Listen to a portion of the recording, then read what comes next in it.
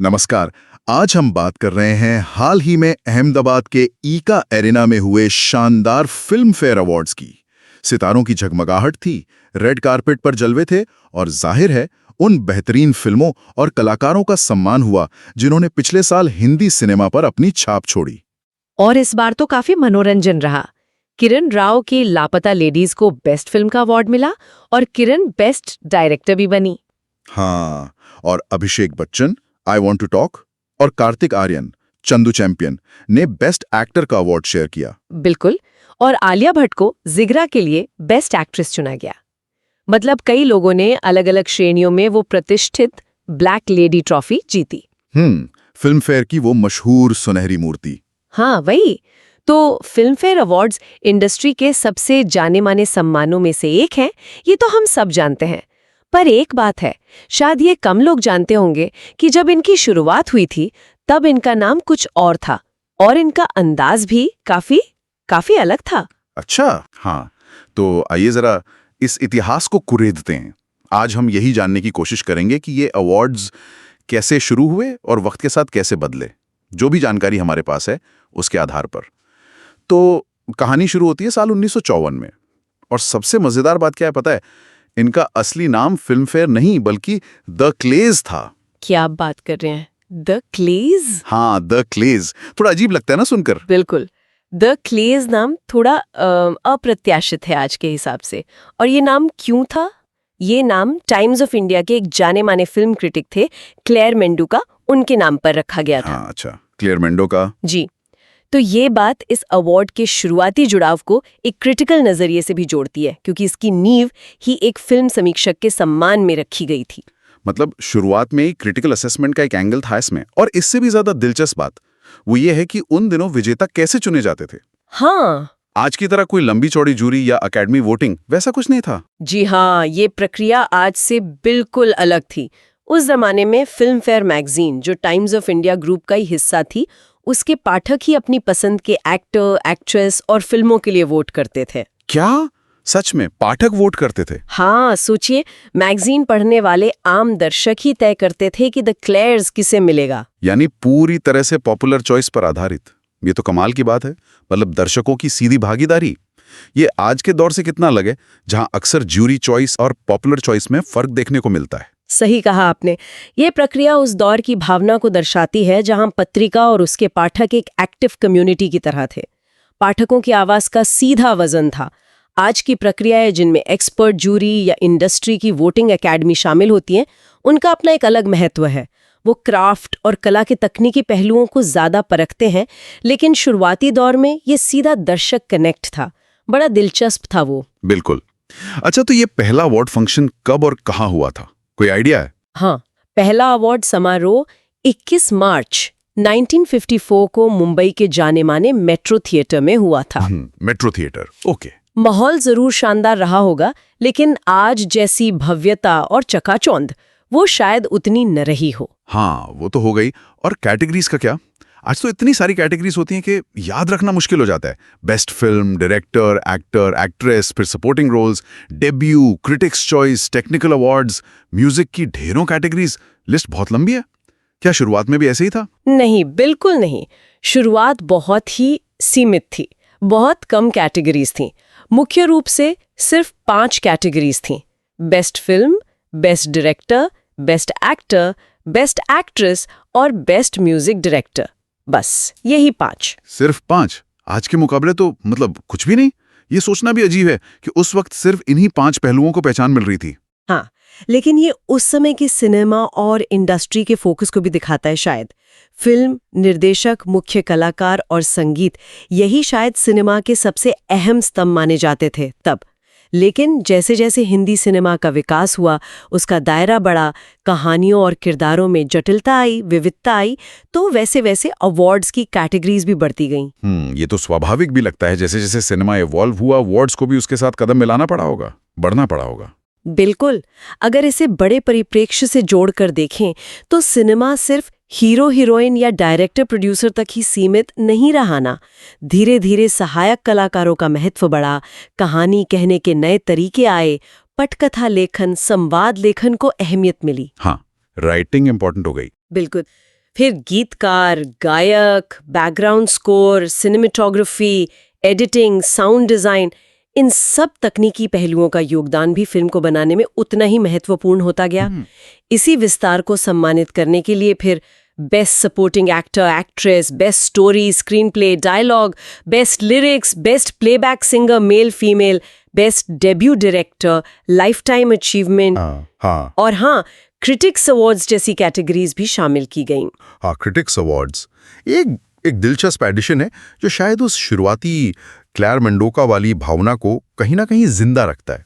मतलब popular choice के साथ साथ क्रिटिकल अक्लेम को भी जगह देना। सही समझा आपने। क्रिटिक्स अवार्ड्स उन फिल्मों और प्रदर्शनों को सम्मानित करने का एक तरीका बने जिन्हें शायद बॉक्स ऑफिस पर उतनी बड़ी सफलता ना मिली हो, पर कलात्मक रूप से वो महत्वपूर्ण थीं। ये दिखाता है कि कैसे अवार्ड्स खुद भी सिनेमा की बदलती परिभाषाओं और उसके विभिन्न आयामों को समेटने के लिए विकसित हुए हैं। आज जब हम देखते हैं कि लापता लेडीज जैसी फिल्म बेस्ट फिल्म बनती है और किरण राव बेस्ट डायरेक्टर, या जब अभिषेक बच्चन और कार्तिक आर्यन जैसे कलाकार बेस्ट एक्टर का अवार्ड साझा करते हैं, तो ये भी उसी विविधता और विकास का प्रतीक है जो उन शुरुआती 5 कैटेगरीज से बहुत आगे निकल आया है। बिल्कुल सही कहा। चलिए अब उन पहले विजेताओं की बात करते हैं जिन्होंने इतिहास रचा। ये जानना वाकई दिलचस्प होगा कि वो पहले 5 द ग्लेरस अवार्ड्स किन लोगों ने जीते। यहाँ कहानी और भी दिलचस्प हो जाती है। हाँ, पहले विजेता हमेशा खास होते हैं। तो पहली बेस्ट फिल्म का अवार्ड मिला बिमल रॉय द्वारा निर्देशित 2 बीघा जमीन को। अरे वाह, 2 बीघा जमीन, ये तो मतलब भारतीय सिनेमा की क्लासिक मानी जाती है। बलराज साहनी का वो अभिनय आज भी रोंगटे खड़े कर देता है। इसका मतलब पहले ही साल में एक बहुत ही यथार्थवादी और सामाजिक रूप से प्रासंगिक फिल्म को चुना गया। बिल्कुल, 2 बीघा जमीन जो रविंद्रनाथ टैगोर की कहानी पर आधारित थी, अपने आप में भारतीय सिनेमा का एक मील का पत्थर है। इसे पहला बेस्ट फिल्म अवार्ड मिलना उस दौर में कंटेंट ड्रिवन और जमीन से जुड़े सिनेमा के महत्व को दिखाता है। बिमल रॉय का सिनेमा हमेशा इसी धारा का प्रतिनिधित्व करता रहा है और इस पहले अवार्ड ने उसे स्थापित करने में मदद की। और बेस्ट डायरेक्टर, क्या वो भी बिमल रॉय ही थे 2 बीघा जमीन के लिए? जी हाँ, पहले बेस्ट डायरेक्टर का सम्मान भी बिमल रॉय को ही मिला 2 बीघा जमीन के निर्देशन के लिए। एक ही फिल्म ने 2 बड़े अवार्ड जीते। कमाल है। अब आते हैं एक्टर्स पर। पहले बेस्ट एक्टर कौन थे, कुछ अंदाजा? पहले बेस्ट एक्टर का अवार्ड मिला अभिनय सम्राट, ट्रेजेडी किंग दिलीप कुमार को। दिलीप कुमार, हाँ, फिल्म दाग में उनके दमदार अभिनय के लिए। दिलीप कुमार, उनका तो नाम ही काफी है। उनका जीतना तो जैसे स्वाभाविक ही लगता है। उनके अभिनय का लोहा तो सब मानते थे। अब सबसे बड़ा सवाल, पहली बेस्ट एक्ट्रेस कौन थी? उस दौर में तो मधुबाला, नरगिस, नलिनी जयवंत, निरूपा रॉय जैसी कई बेहतरीन अभिनेत्रियां थीं। कौन रही वो पहली विजेता? हाँ, यहाँ थोड़ा सरप्राइज हो सकता है कई लोगों के लिए। पहली बेस्ट एक्ट्रेस का अवार्ड न मधुबाला को मिला, न नरगिस को, तो फिर बल्कि ये अवार्ड मिला मीना कुमारी को फिल्म बैजू बावरा में उनके अविस्मरणीय अभिनय के लिए। मीना कुमारी, ट्रेजेडी क्वीन, वाह! मतलब पहले बेस्ट एक्टर ट्रेजेडी किंग और पहली बेस्ट एक्ट्रेस ट्रेजेडी क्वीन, ये तो अद्भुत संयोग है। बैजू बावरा तो म्यूजिकल हिट भी थी बहुत बड़ी। बैजू बावरा उस साल की बहुत बड़ी म्यूजिकल हिट थी। और इसी बात से जुड़ा है 5वां अवार्ड। पहला बेस्ट म्यूजिक डायरेक्टर का अवार्ड मिला उसी फिल्म बैजू बावरा के संगीत के लिए महान संगीतकार नौशाद अली को। नौशाद साहब, अरे वाह, उनके संगीत का तो जादू ही अलग था। बैजू बावरा के गाने तो आज भी अमर है। तो पहले 5 awards, 2 Bigha Zamin, best film, best director Bimal Roy, Dilip Kumar Daag best actor, Meena Kumari Baiju Bawra best actress और Naushad Ali Baiju Bawra best music director. ये लिस्ट अपने आप में उस दौर के सिनेमा की गुणवत्ता और विविधता को दर्शाती है। एक तरफ सामाजिक यथार्थवाद, दूसरी तरफ शानदार अभिनय और मधुर शास्त्रीय संगीत। बिल्कुल सही। ये शुरुआती विजेता दर्शाते हैं कि दमदार कहानी, सशक्त अभिनय और मधुर संगीत, इन मूलभूत स्तंभों को शुरुआत से ही महत्व दिया गया। इन पुरस्कारों ने इन कलाकारों की पहले से ही स्थापित पहचान और विरासत को और मजबूत करने में भी भूमिका निभाई। उन्हें भारतीय सिनेमा के इतिहास में हमेशा के लिए अंकित कर दिया। ये सिर्फ अवार्ड्स नहीं थे, ये उस समय की उत्कृष्टता की पहचान थे। तो हमने देखा कि कैसे द क्लेयर्स नाम से शुरू होकर पाठकों के वोट से तय होने वाले इन अवार्ड्स ने आज के इस भव्य सितारों से सजे दर्जनों कैटेगरीज वाले फिल्म फेयर अवार्ड्स तक का सफर तय किया है। एक मैगजीन के पाठकों की पहल से शुरू होकर इंडस्ट्री का सबसे बड़ा और प्रतिष्ठित सम्मान बनने तक की ये यात्रा वाकई असाधारण है। तो इन सब का मतलब क्या है?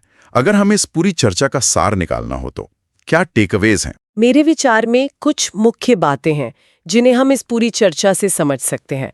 पहला, अवार्ड्स का ये विकास, यानी द क्लेयर्स से लेकर आज के विस्तृत फिल्म फेयर तक का सफर असल में खुद हिंदी सिनेमा की यात्रा, उसके विस्तार और उसकी बढ़ती हुई जटिलता और विविधता को दर्शाता है। जैसे जैसे सिनेमा बदला, कहानी कहने के तरीके बदले, तकनीक विकसित हुई, अवार्ड्स ने भी उन बदलावों को अपनाया और सम्मानित किया। सिनेमा का आईना बने ये अवार्ड्स एक तरह से। हाँ, कह सकते हैं। दूसरा, शुरुआत से ही इनका मूल मकसद उत्कृष्टता को सम्मानित करना रहा है। भले ही पैमाने अलग अलग रहे हों, चाहे वो शुरुआती 5 कैटेगरीज हों या आज की दर्जनों कैटेगरीज, सर्वश्रेष्ठ फिल्म, सर्वश्रेष्ठ अभिनय, सर्वश्रेष्ठ निर्देशन और संगीत के साथ साथ सिनेमा के अन्य महत्वपूर्ण पहलुओं को पहचानना हमेशा केंद्र में रहा है। सही। और तीसरा, इसकी जड़ों की कहानी, द क्लेयर्स मैम, जो एक क्रिटिक से जुड़ा था, और पाठकों द्वारा वोटिंग की वो अनोखी प्रक्रिया, इसे एक दिलचस्प ऐतिहासिक संदर्भ देती है। ये हमें याद दिलाता है कि ये अवार्ड्स शुरुआत में दर्शकों से कितने सीधे तौर पर जुड़े थे। ये पूरी यात्रा दिखाती है कि कैसे एक पहल आज भारतीय सिनेमा के सबसे प्रतिष्ठित और ग्लैमरस सम्मानों में से एक बन गई है, और ये सफर अपने आप में भारतीय सिनेमा के विकास का प्रतिबिंब है। तो ये थी फिल्म फेयर अवार्ड्स के इतिहास की एक गहरी पड़ताल, इसके असली नाम द क्लेयर्स से लेकर इसके पहले ऐतिहासिक विजेताओं तक, और कैसे ये समय के साथ विकसित होकर आज के इस रूप तक पहुंचे। उम्मीद आपको ये जानकारी रोचक लगी होगी, और अगली बार जब आप फिल्म फेयर अवार्ड्स देखेंगे तो शायद आपको इसके पीछे का ये लंबा और दिलचस्प इतिहास भी याद आएगा। बिल्कुल, और जाते जाते एक विचार छोड़ जाते हैं जिस पर शायद सोचने में मजा आए। हाँ, इससे एक अहम सवाल उठता है। जरा सोचिए, अगर आज भी विजेताओं का फैसला काफी हद तक सिर्फ पाठकों या दर्शकों के वोटों के आधार पर होता, जैसे शुरुआत में होता था, तो क्या नतीजे आज के अवार्ड से बहुत अलग होते? क्या लापता लेडीज जैसी फिल्में तब भी जीतती, या फिर बॉक्स ऑफिस पर राज करने वाली बड़ी मसाला फिल्में हावी हो जाती? ये वाकई सोचने वाली बात है। क्या आज के दौर में पॉपुलर चॉइस और क्रिटिकल चॉइस के बीच की खाई और बढ़ जाती, या शायद दर्शक भी अब ज्यादा परिपक्व हो गए हैं और अच्छी कहानी और क्राफ्ट को सराहते हैं, चाहे फिल्म बड़ी स्टार कास्ट वाली हो या छोटे बजट की? ये कहना मुश्किल है। बिल्कुल। ये आज के सिनेमा, दर्शकों की बदलती पसंद, स्टारडम के मायने और कलात्मक योग्यता बनाम व्यावसायिक सफलता की बहस के बारे में कई दिलचस्प सवाल खड़े करता है। इस पर विचार करना वाकई दिलचस्प हो सकता है कि क्या वो शुरुआती लोकतांत्रिक तरीका आज भी कारगर होता, या मौजूदा ज्यूरी और अकेडमी प्रणाली सिनेमा की विविधता को बेहतर ढंग से आंकने में सक्षम है। सही कहा। इस विचार के साथ आज की इस चर्चा को यहीं समाप्त करते हैं।